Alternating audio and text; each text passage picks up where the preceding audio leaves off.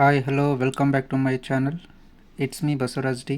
Today I'm very excited to discussing with you about gravitation force. First, what is the gravitational force?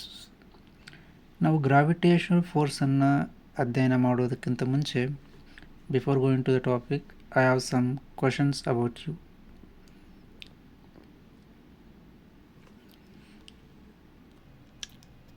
ಇಲ್ಲಿ ನೀವು ಕೇರ್ಫುಲ್ಲಾಗಿ ಒಂದು watch ಮಾಡಿ. ಏನಿದೆ ನಮ್ಮ ಮುಂದೆ ಒಂದು ಪ್ಲಾನೆಟರಿ ಸಿಸ್ಟಮ್, ಹೌದಾ? ಜಸ್ಟ್ ಒಂದು ಪ್ಲಾನೆಟರಿ ಸಿಸ್ಟಮನ್ನು ಅಬ್ಸರ್ವ್ ಮಾಡಿರಿ. ಇಲ್ಲಿ ಒಂದು ಸೂರ್ಯ ಇದ್ದಾನೆ. ಸೂರ್ಯನ ಸುತ್ತ ಸಹ ನಮಗೆ ಎಲ್ಲ ಪ್ಲಾನೆಟ್ಸ್ ಏನಾಗ್ತಾ ಇದೆ, ಆರ್ಬಿಟ್ ಆಗ್ತಾ ಇದ್ದಾವೆ ಸೂರ್ಯನ ಸುತ್ತಗಡೆ. ಫಸ್ಟ್ ಕ್ವಶನ್ ಏನಪ್ಪ ಅಂತಂದರೆ, ಯಾವ ಕಾರಣಕ್ಕೆ ಈ ಎಲ್ಲ ಪ್ಲಾನೆಟ್ಸ್ಗಳು ಅಂದರೆ 9 ಪ್ಲಾನೆಟ್ಸು ಕೇವಲ ಸೂರ್ಯನ ಸುತ್ತ ಆರ್ಬಿಟ್ ಆಗ್ತಾ ಇದ್ದಾವೆ, ಆ ಸೂರ್ಯನ ಸುತ್ತ ಮಾತ್ರ ಸುತ್ತಾ ಇದ್ದಾವೆ? First question. ಇನ್ನೊಂದು ವಿಷಯನ ನೀವು ಕೇರ್ಫುಲ್ಲಾಗಿ ಅಬ್ಸರ್ವ್ ಮಾಡಿರಿ. ಆಲ್ ಪ್ಲಾನೆಟ್ಸ್ ಇನ್ಕ್ಲೂಡಿಂಗ್ ಸನ್ ಏನಿದ್ದಾವೆ ಎಲ್ಲನೂ ನಮ್ಗೆ ಒಂದು ಸ್ಪೆರಿಕಲ್ ಶೇಪ್ ಒಳಗಿದ್ದಾವೆ. ಇಡೀ ಒಂದು ಯೂನಿವರ್ಸನ್ನು ಎಕ್ಸಾಂಪಲ್ ಅಂತ ತೊಗೊಂಡಾಗ ಯೂನಿವರ್ಸಲ್ಲಿ ನಮಗೆ ಸಿಗ್ತಕ್ಕಂಥ ಎಲ್ಲ ಪ್ಲಾನೆಟ್ಸ್ ಆ್ಯಂಡ್ ಸ್ಟಾರ್ಸ್ ಎವ್ರಿಥಿಂಗ್ ಎಲ್ಲನೂ ಏನಾಗಿರ್ತವೆ ನಮ್ಗೆ in the form of spherical shape. Why? What is the reason? ಯಾವ ಶಕ್ತಿ ಆ ಎಲ್ಲ ಒಂದು ವಸ್ತುಗಳನ್ನು ಒಂದು ಸ್ಪೆರಿಕಲ್ ಶೇಪ್ ಒಳಗಡೆ ಇರುವಂತೆ ಅವುಗಳ ಒಂದು ಸ್ಟ್ರಕ್ಚರನ್ನು ಸ್ಪೆರಿಕಲ್ ಶೇಪನ್ನಾಗಿ ಮಾಡಿದೆ, ಹೌದಾ? ಇದು ನಮಗಿರ್ತಕ್ಕಂಥ ಒಂದು ಮೂಲಭೂತವಾದ ಪ್ರಶ್ನೆ. ಈಗ ಕೇವಲ ಒಂದು ಪ್ಲಾನೆಟರಿ ಸಿಸ್ಟಮ್ ಅಂತಲ್ಲ, ಒಂದು ಯೂನಿವರ್ಸನ್ನು ತಗೋಣ ಅಥವಾ ಒಂದು ಗ್ಯಾಲಕ್ಸಿಯನ್ನು ಕನ್ಸಿಡರ್ ಮಾಡೋಣ. ನೋಡಲಿ, ನಮಗೆ ಗ್ಯಾಲಕ್ಸಿ ಯಾವ ಥರ ಇದೆ? ನಮಗೆ ಇದು ಪ್ಲಾನೆಟರಿ ಸಿಸ್ಟಮ್ ಅಂತ ಅಂದಾಗ ಗ್ಯಾಲಕ್ಸಿ ಸಹ ನಮಗೇನಾಗ್ತದೆ ಏನು ಸ್ಪೆರಿಕಲ್ ಓವರಾಲ್ ಗ್ಯಾಲಕ್ಸಿಯನ್ನು ಕನ್ಸಿಡರ್ ಮಾಡಿದ್ವಿ ಅಂತಂದ್ರೂ ಸಹ ನಮಗೇನಾಗ್ತದೆ ಅಲ್ಲಿ ಸ್ಪೆರಿಕಲ್ ಶೇಪ್ ಒಳಗಡೆ ಸಿಗ್ತದೆ ನಮಗೆ. ನೋಡಿ, ದಿಸ್ ಈಸ್ ಅವರ್ ಗ್ಯಾಲಕ್ಸಿ. ಒಂದು ಗ್ಯಾಲಕ್ಸಿ ಒಳಗಿದ್ದಾಗ ಅದನ್ನು ಸಹ ಏನಾಗ್ತದೆ ನಮಗೊಂದು ಸ್ಪೆರಿಕಲ್ ಶೇಪ್, ಒಂದೊಂದು ಅಟ್ರಾಕ್ಷನ್ ಇದೆ ನಮಗೆ. ಹಾಗಾದರೆ ಏನು, ಯಾವ ಕಾರಣಕ್ಕಾಗಿ ಜಗತ್ತಲ್ಲಿರ್ತಕ್ಕಂಥ ಪ್ರತಿಯೊಂದು ಪಾರ್ಟಿಕಲು ಸಹ ನಮ್ಮ ಪ್ರತಿಯೊಂದು ವಸ್ತುಗಳು ಸಹ ಸ್ಪೆರಿಕಲ್ ಶೇಪ್ ಒಳಗಡೆ ಸಿಗ್ತವೆ, ಇನ್ಕ್ಲೂಡಿಂಗ್ ಅರ್ತು ಸಹ ನಮಗೇನಿದೆ, it is in the form in the spherical shape, ಹೌದಾ? ಇವೆಲ್ಲದಕ್ಕೂ ಕಾರಣ ಏನು? ಇವೆಲ್ಲದಕ್ಕೂ ಒಂದು ಉತ್ತರ ಅಂತ ಅಂದರೆ that is nothing but gravitational force. ಹಾಗಾದರೆ ಗ್ರಾವಿಟೇಷನಲ್ ಫೋರ್ಸ್ ಅಂದರೆ ಏನನ್ನೋದನ್ನು ನಾವು ಇವತ್ತು ಡಿಸ್ಕಷನನ್ನು ಮಾಡೋಣ. Actually what is the gravitational force ಮತ್ತು ಅದರ effect, what are the effects and what are the characteristics of gravitational force. ಇಲ್ಲಿ ನಮಗೆ ಗ್ರಾವಿಟೇಷನಲ್ ಫೋರ್ಸ್ ಅಂದರೆ ಅಂದರೆ gravitation or gravity is the natural phenomena by which physical bodies attract with the force proportional to the masses. ಅಂದರೆ ಇಲ್ಲೊಂದು it is a kind of attraction force. ಎರಡು physical ಬಾಡಿಗಳ ಮಧ್ಯೆ ಇರ್ತಕ್ಕಂಥ ಒಂದು ಅಟ್ರಾಕ್ಷನ್ ಏನಂತ ಕರಿತೀವಿ ನಾವು? ಸೆಳೆತವನ್ನು ಒಂದು ಗ್ರಾವಿಟೇಷನ್ ಅಥವಾ ಗ್ರಾವಿಟಿ ಫೋರ್ಸ್ ಅಂತ ಕರಿತೀವಿ. ಆ ಗ್ರಾವಿಟಿ ಫೋರ್ಸ್ ಯಾವುದ್ರ ಮೇಲೆ ಡಿಪೆಂಡ್ ಆಗಿದೆ? It is proportional to the masses.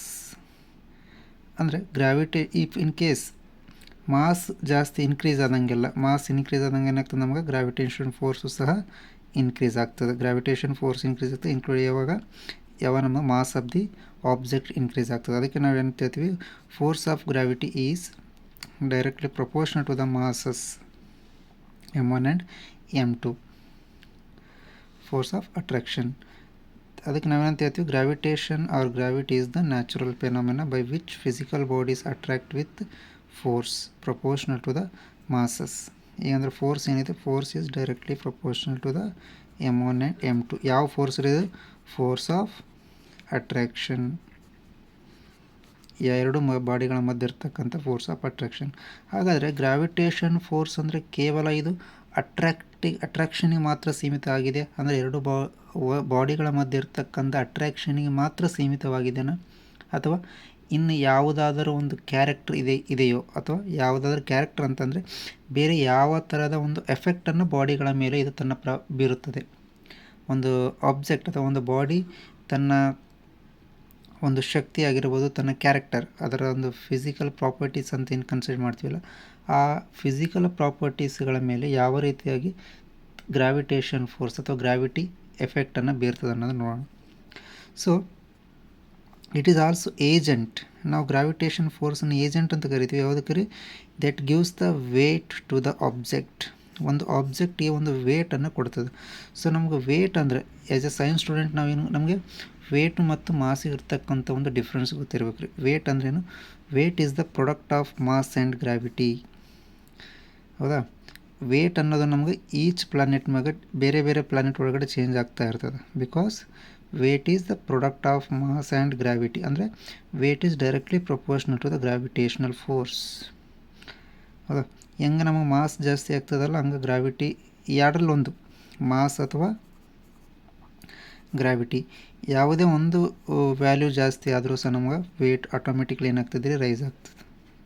So ನಾವು ಭೂಮಿ ಮೇಲಿರ್ತಕ್ಕಂಥ earth gravity 9.8 meter per second ಇರೋದರಿಂದ ನಾವು ಇದನ್ನು ಕಾನ್ಸ್ಟಂಟ್ ಅಂತೇಳಿ ಕನ್ಸಿಡರ್ ಮಾಡಿದಾಗ ಅವರ ಮಾಸ್, ಪ್ರತಿಯೊಬ್ಬ ಬಾಡಿ ಮಾಸ್ ಮೇಲೆ ನಮ್ಮ ಪ್ರತಿಯೊಬ್ಬರ ಒಂದು ವೇಟ್ ಡಿಸೈಡ್ ಆಗ್ತದೆ. ನಮ್ಗೆ ಮಾಸ್ ಅಂದ್ರೆ it is a sum of particles, mass of the particles. Weight ಅಂದರೆ it is a product of mass into gravity. ಅಂದರೆ ಗ್ರಾವಿಟೇಷನಲ್ ಫೋರ್ಸ್ ಏನಾಗ್ತದೆ? ಒಂದು ಏಜೆಂಟಾಗಿ ವರ್ಕ್ ಆಗ್ತದೆ. ಯಾವುದಕ್ಕೆ? ಒಂದು ವೇಟಿಗೆ, ಒಂದು ಆಬ್ಜೆಕ್ಟಿಗೆ ಒಂದು ವೇಟನ್ನು ಕೊಡೋದ್ರಲ್ಲಿ ಅದು ಸಹಾಯವನ್ನು ಮಾಡ್ತದೆ. ಹಾಗಾದರೆ ಮತ್ತು ಯಾವ ವಿಷಯದಲ್ಲಿ ಗ್ರಾವಿಟೇಷನಲ್ ಎಫೆಕ್ಟ್ ಆಗ್ತದೆ ನಮ್ಗೆ? Gravitation causes dispersed matter to coalesces. ಅಂದರೆ ಈಗ ನಮ್ಮ ಪಾರ್ಟಿಕಲ್ ಎಲ್ಲ ಕಡೆನೂ ಸ್ಪ್ರೆಡ್ ಆಗಿರ್ತಾವೆ ಅನ್ಕೋ, ಡಿಸ್ಪರ್ಸ್ ಆಗಿರ್ತಾವೆ. ಗ್ರಾವಿಟೇಷನ್ ಏನು ಮಾಡ್ತದೆ? ಎಲ್ಲ ಪಾರ್ಟಿಕಲನ್ನು ಅಟ್ರ್ಯಾಕ್ಟ್ ಮಾಡಿಕೊಂಡು ಒಂದು ಪಾಯಿಂಟ್ ಕಡೆ ಕಾನ್ಸಂಟ್ರೇಟ್ ಆಗೋ ಥರ ಮಾಡ್ತದೆ. ಅಂದರೆ ಎಲ್ಲ ಪಾರ್ಟಿಕಲ್ ಸ್ಪ್ರೆಡ್ ಆಗಿರ್ತಕ್ಕಂಥ ಎಲ್ಲ ಪಾರ್ಟಿಕಲ್ನು ಒಂದು ಪಾಯಿಂಟ್ ಒಳಗಡೆ ಹಿಡಿದಿಟ್ಟುಕೊಳ್ಳುವಂಥ ಕೆಲಸವನ್ನು ಮಾಡ್ತದೆ. ಹೌದಾ? And coalesced matter to remains intact. ಈಗ ಒಮ್ಮೆ ಅವೆಲ್ಲ ಸ್ಪ್ರೆಡ್ ಆಗಿರ್ತಕ್ಕಂಥ ಪಾರ್ಟಿಕಲ್ ಒಂದು ಪಾಯಿಂಟ್ ಒಳಗಡೆ ಕಾನ್ಸಂಟ್ರೇಟ್ ಆದಾಗ ಇವು ಮತ್ತೆ ಅವುಗಳು ಡಿಸ್ಪರ್ಸ್ ಆಗದೆ ಇರೋ ಥರದ ಅದು ತನ್ನ ಕಾರ್ಯವನ್ನು ನಿರ್ವಹಿಸ್ತದೆ. ಆ ಪಾರ್ಟಿಕಲ್ ಡಿಸ್ಪರ್ಸ್ ಆಗದೆ ಇರೋ ಥರ ಒಂದು ಕಾಳಜಿಯನ್ನು ವಹಿಸ್ತದೆ. Thus accounting the existence of earth. ನಾನು ಆಲ್ರೆಡಿ ನಿಮಗೊಂದು ಪ್ರಶ್ನೆನ ಕೇಳಿದೆ, ಯಾಕೆ ನಮ್ಮ ಎಲ್ಲ ಪ್ಲಾನೆಟ್ಸ್ ಇನ್ಕ್ಲೂಡಿಂಗ್ ಅರ್ತ್, ಸನ್ ಎಲ್ಲನೂ ನಾವು ಸ್ಪೆರಿಕಲ್ ಶೇಪ್ ಒಳಗಿದ್ದಾವೆ ಅಂದರೆ because of this gravitation force. ಏನಾಗ್ತದೆ ನಮ್ಮ ಗ್ರಾವಿಟೇಷನ್ ಫೋರ್ಸ್? ಈ ಎಲ್ಲ ಆಬ್ಜೆಕ್ಟ್ ಸ್ಪ್ರೆಡ್ ಆಗಿರ್ತಕ್ಕಂಥ ಯೂನಿವರ್ಸ್ಗಳು ಸ್ಪ್ರೆಡ್ ಆಗಿರ್ತಕ್ಕಂಥ ಎಲ್ಲ ವಸ್ತುಗಳನ್ನ ಏನು ಮಾಡ್ತದೆ? ಅಟ್ರ್ಯಾಕ್ಟ್ ಮಾಡ್ಕೊಂಡು ಏನಾಗ್ತದೆ ನಮ್ಗೆ ಒಂದು ಪಾಯಿಂಟಿಗೆ ಒಳಗಡೆ, ಒಂದು ಪಾಯಿಂಟ್ಗೆ ಎಲ್ಲನೂ ನಮ್ಗೆ ಸೇರಿಸಿರೋದ್ರಿಂದ ಅಲ್ಲಿರ್ತಕ್ಕಂಥ ಆಬ್ಜೆಕ್ಟ್ ಏನಾಗ್ತದೆ ರೀ? ಇಟ್ ಈಸ್ ಇನ್ ಸ್ಪೆರಿಕಲ್ ಶೇಪಾಗಿ ಕನ್ವರ್ಟ್ ಆಗ್ತದೆ. ಸೊ ಈ ಕಾರಣದಿಂದಾಗಿ ನಮ್ಗೆ ನೀವು ಮೂನನ್ನು ಕನ್ಸಿಡರ್ ಮಾಡಿರಿ, 9 ಪ್ಲಾನೆಟ್ಸನ್ನು ಕನ್ಸಿಡರ್ ಮಾಡಿದ್ರು ಅಷ್ಟೇ, ಸನ್ ಮತ್ತಿನ್ನು ಯಾವುದೇ ಗ್ಯಾಲಕ್ಸಿ. ಹಾಗಾಗಿ ನಮಗೆಲ್ಲನೂ ಒಂದು ಸ್ಪೆರಿಕಲ್ ಶೇಪ್ ಒಳಗಡೆ ಸಿಗ್ತಾವೆ ನಮಗೆ because of gravitational force. Earth, sun, microscopic objects in the universe. ನಮ್ಮ ಬರೀ ಕಣ್ಣಿಗೆ ಕಾಣ್ತಕ್ಕಂಥ ಯಾವುದೇ ವಸ್ತು ಆಗಿರ್ಬೋದು, ಯಾವುದರ ಯೂನಿವರ್ಸಲ್ಲಿರ್ತಕ್ಕಂಥ ಎಲ್ಲ ವಸ್ತುಗಳು ನಮಗೆ ಆಲ್ಮೋಸ್ಟ್ ಇನ್ ಸ್ಪೆರಿಕಲ್ ಶೇಪಲ್ಲೇ ಸಿಗ್ತವೆ because of gravitational force. Gravitational force is responsible for the keeping the earth and planets their orbit. ಇನ್ನೊಂದು ಪ್ರಶ್ನೆಗೆ ಉತ್ತರ ಸಿಗ್ತದೆ ನಮಗೆ. ಯಾವುದು? ಎಲ್ಲ ಪ್ಲಾನೆಟ್ಸ್ಗಳು ಸೂರ್ಯನ ಸುತ್ತ ಯಾಕೆ ಅದರ ಆರ್ಬಿಟ್ ಒಳಗಡೆ ಸುತ್ತವು ಅಂತಂದರೆ ಬಿಕಾಸ್ ಆಫ್ ಗ್ರಾವಿಟೇಷನ್ ಫೋರ್ಸ್. ಅವುಗಳ ಮಧ್ಯೆ ಇರ್ತಕ್ಕಂಥ ಒಂದು ಗ್ರಾವಿಟೇಷನ್ ಫೋರ್ಸ್. ನೆಕ್ಸ್ಟ್ ಇನ್ನೊಂದು ಎಕ್ಸಾಂಪಲ್ ಅಂತ, keeping the moon its orbit around the earth also. ಈಗ ಚಂದ್ರ ಭೂಮಿಯ ಸುತ್ತ ಯಾಕೆ ಸುತ್ತಾನಂದರೆ that is also because of gravitational force, gravity. And also formation of tides. ಈಗ ನಾವು ನಿಮಗೆಲ್ಲರಿಗೂ ಒಂದು ವಿಷಯ ಗೊತ್ತಿರ್ಬೋದು, ಹುಣ್ಣಿಮೆಯ ದಿನದಂದು ಸಮುದ್ರದ ಅಲೆಗಳೇನಾಗ್ತವೆ? ಟೈಡ್ಸ್ ಹೈಟ್ ಜಾಸ್ತಿ ಆಗ್ತವೆ ಅಂತ ಹೇಳ್ತಾರೆ, ಇನ್ಕ್ರೀಸ್ ಆಗ್ತವೆ ಟೈಡ್ಸ್, ಅಲೆಗಳ ಎತ್ತರ ಜಾಸ್ತಿ ಆಗ್ತದೆ. ಇದು ಯಾವ ಕಾರಣಕ್ಕಾಗಿ ಅಲೆಗಳ ಎತ್ತರ ಜಾಸ್ತಿ ಆಗ್ತದೆ ರೀ? Because of gravity. ಯಾವ್ದ್ರ ಗ್ರಾವಿಟಿ? Moon gravitational force. ಒಂದು ಚಂದ್ರನಿರುವ ಒಂದು ಗ್ರಾವಿಟೇಷನಲ್ ಫೋರ್ಸಿಂದಾಗಿ ಏನಾಗ್ತವೆ ನಮ್ಗೆ? ಹುಣ್ಣಿಮೆಯ ದಿನದಂದು ಸಮುದ್ರದಲ್ಲಿರ್ತಕ್ಕಂಥ ಅಲೆಗಳು ಟೈಡ್ಸ್ ಏನಾಗ್ತವೆ? ಅದರ ಹೈಟನ್ನು ಜಾಸ್ತಿ ಮಾಡ್ಕೊಳ್ತಾವೆ. ಹಾಗಾದರೆ ಇನ್ನೊಂದು ನ್ಯಾಚುರಲ್ ಕನ್ವೆಕ್ಷನ್ಸ್ ನೋಡ್ಬೋದು ಅಂತಂದರೆ, flow occurs under the influence of density gradient and gravity. ಈಗ ಯಾವುದೇ ಒಂದು ನಾವು ಫ್ಲೂಯಿಡನ್ನು ಕನ್ಸಿಡರ್ ಮಾಡೋದು. ಫ್ಲೂಯಿಡ್ ಅಂತಂದರೆ ವಾಟರ್ ಏನಾಗ್ತದೆ ನಮ್ಗೆ ಆಲ್ವೇಸ್ ಟುವರ್ಡ್ಸ್ ದ ಅರ್ತ್, ಅಂದರೆ ಡೌನ್ವರ್ಡ್ ಡೈರೆಕ್ಷನ್ ಒಳಗೆ ನಾವು ಮೂವ್ ಆಗ್ತಿರ್ತದೆ. ಡೌನ್ವರ್ಡ್ ಡೈರೆಕ್ಷನ್ ಒಳಗೆ ಯಾಕೆ ಮೂವ್ ಆಗ್ತಾವೆ ಅಂತಂದರೆ ಬಿಕಾಸ್ ಆಫ್ ಗ್ರಾವಿಟಿ. ಹೌದಾ, ಯಾವತ್ತೂ ನಾವು ವಾಟರ್ಸ್ ಅಪ್ವರ್ಡ್ ಮೂವ್ ಆಗೋದನ್ನು ನೋಡೇ ಇಲ್ಲ. ನೋಡಿದರೆ ಯಾರಾದರೂ ಅದು ಸಾಧ್ಯವೂ ಇಲ್ಲ. ಯಾಕಂದರೆ ಬಿಕಾಸ್ ಆಫ್ ಗ್ರಾವಿಟೇಷನ್ ಫೋರ್ಸ್ ಏನಾಗ್ತದೆ, ಆ ಒಂದು ವಾಟರ್ ಮಾಲಿಕ್ಯೂಲ್ನ ಅಟ್ರ್ಯಾಕ್ಟ್ ಮಾಡ್ಕೊಳ್ತಾ ಇರ್ತದೆ. ಓಕೆ, ಇವೆಲ್ಲವೂ ಸಹ ಎಕ್ಸಾಂಪಲ್ ಆಫ್ ಗ್ರಾವಿಟೇಷನಲ್ ಫೋರ್ಸ್. ಒಂದು ಗ್ರಾವಿಟೇಷನಲ್ ಫೋರ್ಸ್ ಇರದೇ ಇದ್ದರೆ ಜಸ್ಟ್ ಇಮ್ಯಾಜಿನ್ ಮಾಡ್ಕೊರಿ, ನಾವು ಯಾವುದೇ ಒಂದು ಬಂಧನಕ್ಕೆ ಒಳಗಾಗ್ತಾ ಇರಲಿಲ್ಲ. ನಮ್ಮದು ಯಾವುದೇ ಒಂದು ಪ್ಲ್ಯಾನೆಟ್ಸ್, ಭೂಮಿ ಇರ್ಬೋದು, ಸೂರ್ಯ ಇರ್ಬೋದು, ಯಾವುದೇ ಒಂದು ಬಂಧನಕ್ಕೆ ಒಳಗಾಗದೆ ಎಲ್ಲವೂ ಡಿಸ್ಪರ್ಸ್ ಆಗಿ ಹೋಗ್ತಾ ಇದ್ದು. ಡಿಸ್ಪರ್ಸ್ ಆಗಿತ್ತು ಅಂತಂದರೆ ನಮಗೆ ಡೇ ಆ್ಯಂಡ್ ನೈಟ್ ಇರ್ತಾ ಇರಲಿಲ್ಲ.